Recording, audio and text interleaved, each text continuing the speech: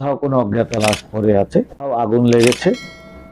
শেখ সাদি রহমতুল্লাহ আলাইহি বলেন, তরিকত বজুজ খেদমতে খলকে নিস্ত, না তসবি না সাজ্জাদা ওয়া দলকে নিস্ত। গাউস মানে যদি সাহায্যকারী হয়, গাউসিয়া কমিটি বাংলাদেশ মানে বাংলাদেশের সাহায্যকারী কমিটি। আসসালামু আলাইকুম রহমতুল্লাহি ওয়া বারাকাতুহু। গাউসিয়া কমিটি বাংলাদেশ এটা একটি আধ্যাত্মিক এবং সেবামূলক সংগঠন।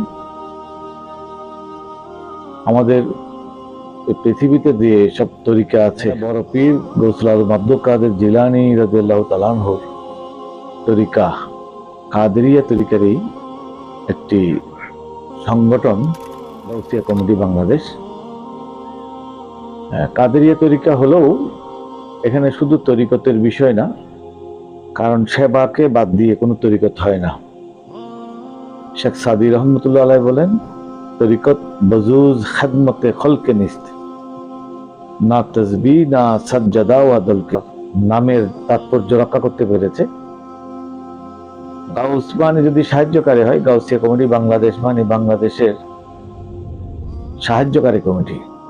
এবং বাংলাদেশের মানুষ দেখেছে, বিপদ যখন আসে, করোনা মহামারীর মতো অবস্থা যখন আসে, কোথাও কোনো অজ্ঞাত লাশ পড়ে আছে, সমুদ্রে ভেসে আসছে কোনো লাশ, আগুন লেগেছে, অক্সিজেন প্ল্যান্ট বিস্ফোরণ হয়েছে,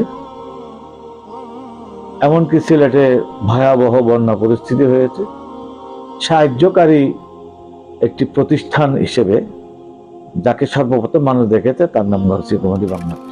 হুজুর আল্লামা সৈয়দ মোহাম্মদ তৈয়ব শাহ রহমতুল্লাহ আলাইহি এর প্রতিষ্ঠাতা।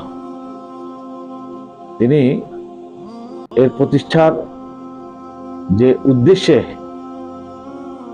এর যাত্রা শুরু করেছেন, আলহামদুলিল্লাহ আজ 35-36 বছর পর এসে গাউসিয়া কমিটি বাংলাদেশ সেই লক্ষ্য অর্জন করতে পেরেছে।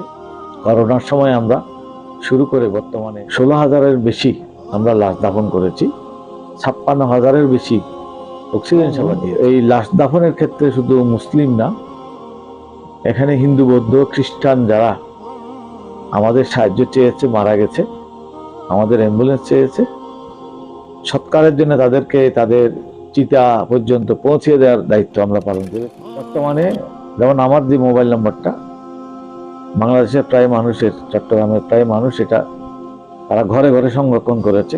লাগবে, ওখানে একটা লাশ দেখা যাচ্ছে, এটা একটু ব্যবস্থা করেন। বা আমাদের কেউ মারা গেছে, গোসলের ব্যবস্থা করেন।